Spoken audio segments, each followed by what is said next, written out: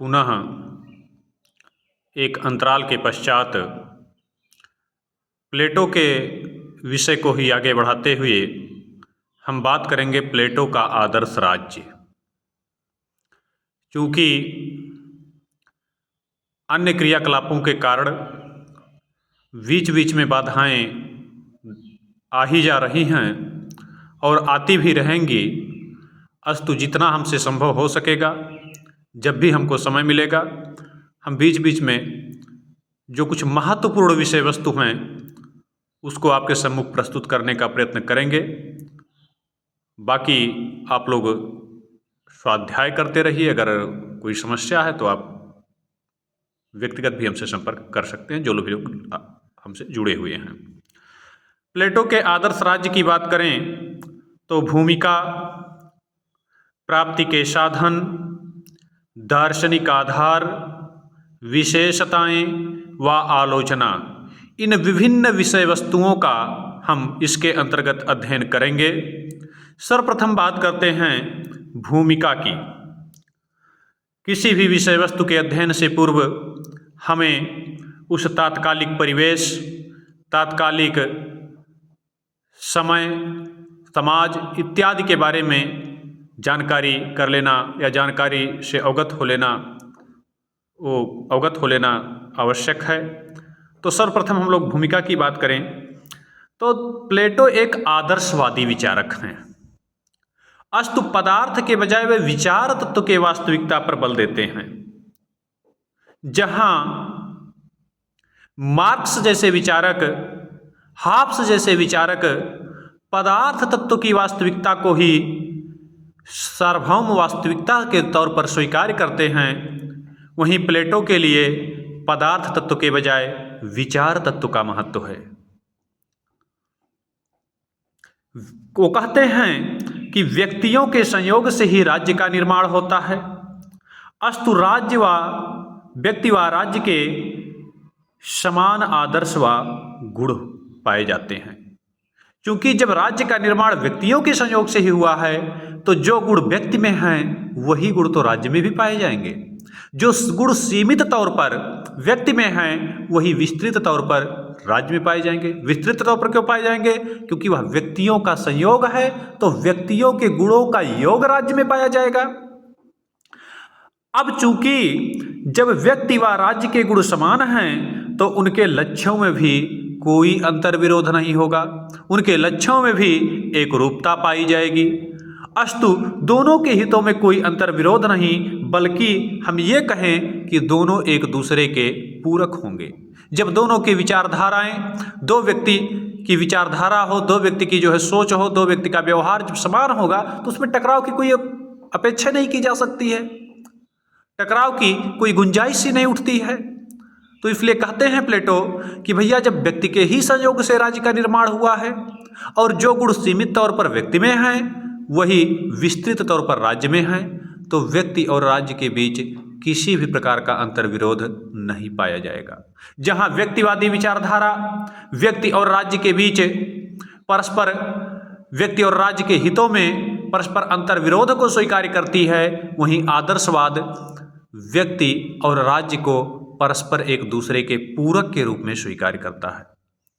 बात आ जाती है कि गुणों में एक रूपता है, तो वो कौन कौन से गुण हैं? तो 3 गुणों की बात वो करते हैं, जैसा कि हमने न्याय सिद्धांत में ही उल्लेख हमने कर दिया था।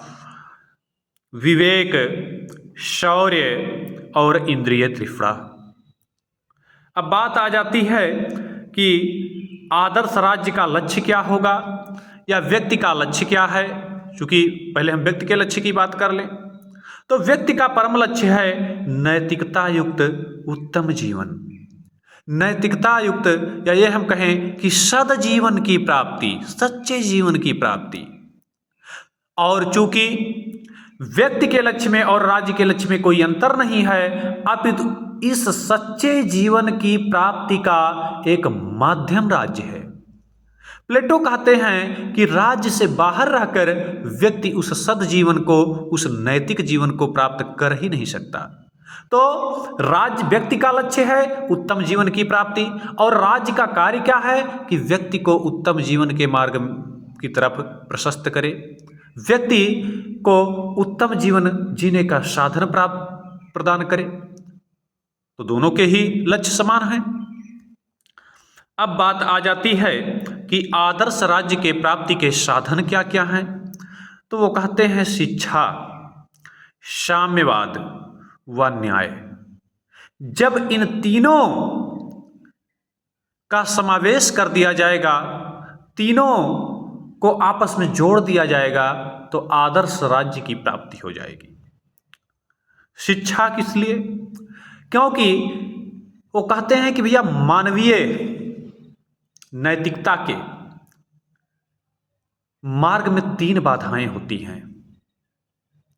सद्जीवन के मार्ग में 3 बाधाएं होती हैं। एक है अज्ञानता, दूसरा है लोभ और तीसरा है भय।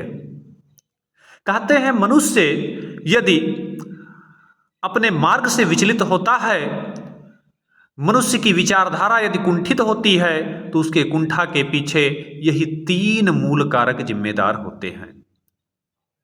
या तो वह अज्ञानतावश गलत करेगा, या तो लालच के वश गलत करेगा, या तो भय के कारण आप उसको गलत करा सकते हैं। तो कहते हैं कि शिक्षा अज्ञानता को दूर करेगा, साम्यवाद भय और लालच को दूर करेगा, और इसी से और न्याय जो है ये एक व्यक्ति द्वारा दूसरे व्यक्ति के कार्यों में हस्तक्षेप नहीं होने देगा। न्याय का यही है कि एक व्यक्ति अपना कार्य करे और दूसरे व्यक्ति के कार्यों में हस्तक्षेप ना करे।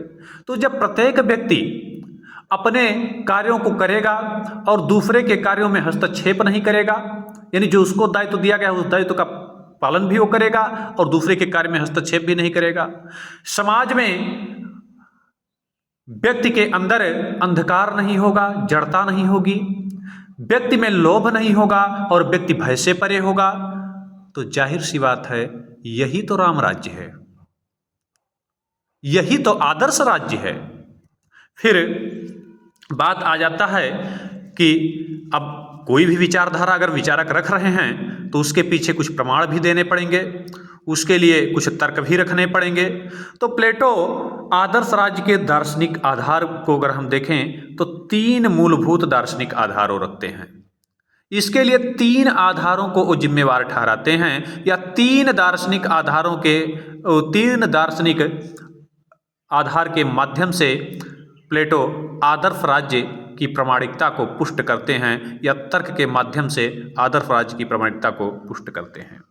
पहला है राज्य व्यक्ति का विस्तृत स्वरूप। प्लेटो कहते हैं कि भैया जैसा कि आप जानते हैं कि व्यक्तियों के संयोग से ही राज्य का निर्माण होता है, अस्तु दूसरा देखें तो मानव आत्मा के 3 तत्व। वो कहते हैं कि मानवीय आत्मा में व्यक्ति से राज्य का निर्माण हुआ, और जो व्यक्ति की आत्मा है, जो मानव की आत्मा है, उसमें 3 मूलभूत तत्वों का समावेश पाया जाता है। वह उसमें 3 गुणों का समावेश होता है, और वो गुण कौन कौन है? विवेक, साहस और इंद्रिय तृष्णा या क्षुधा या लोभ, जो भी हम कह लें।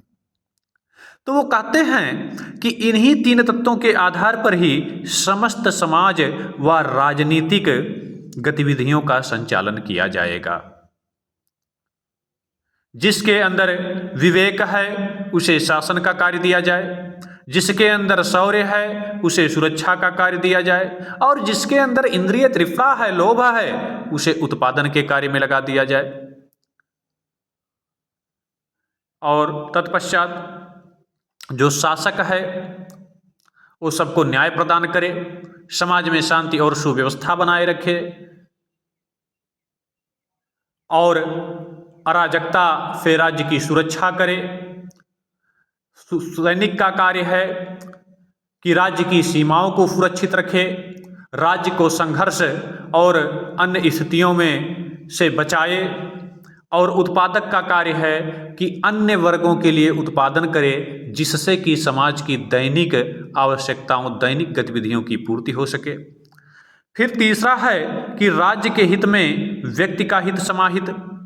प्लेटो कहते हैं कि चूंकि जो राज्य है वह व्यक्तियों का संयोग है, अस्तु व्यक्ति के हित में ही राज्य के हित समाहित हैं, व्यक्ति के हित में ही राज्य के हित जुड़े हुए हैं, राज्य के हित में ही व्यक्ति के हित जुड़े हुए हैं, क्षमा चाहेंगे, राज्य के हित में ही व्यक्ति के हित जुड़े हुए हैं।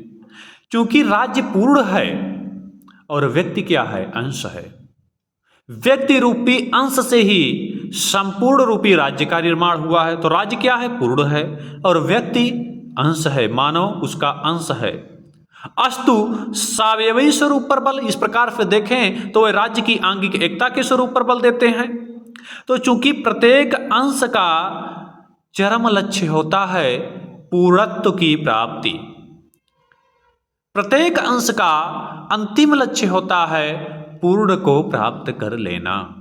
जैसे नदी है, अंश है, और उसका अंतिम लक्ष्य होता है कि बहते बहते बहते बहते वह समुद्र में अपने आप को जाके विलीन कर ले। एक छोटा सा टुकड़ा चुंबक का होगा तो जहां से आपने तोड़ा होगा उसको, जब उसके सामने आप उसे रखेंगे तो वो बड़े वाले चुंबक की तरफ घिसता चला जाएगा, उससे जुड़ जाने के लिए वह उद्यमशील होगा। उसी प्रकार आत्मा को हम देख लें तो अंश है, परमात्मा को देख लें तो पूर्ण है, और आत्मा का क्या चरम लक्ष्य होता है, परम सत्ता में परमात्मा में विलीन हो जाना। तो उसी प्रकार मानव राज्य का अंश है और मनुष्य का आदर्श अंतिम लक्ष्य है कि राज्य नामक संस्था के अनुरूप अपने कार्यों का संचालन करना।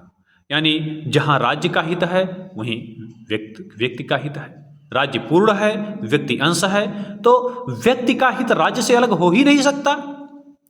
फिर वो बात करते हैं आदर्श राज्य की, तो इनके विशेषताओं की हम अगले लेक्चर में चर्चा करेंगे।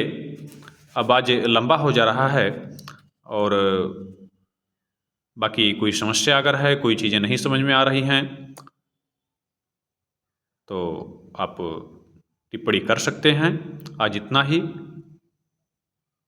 पुनः आगे के विषय को अलग लेक्चर के माध्यम से बढ़ाने का प्रयत्न करेंगे।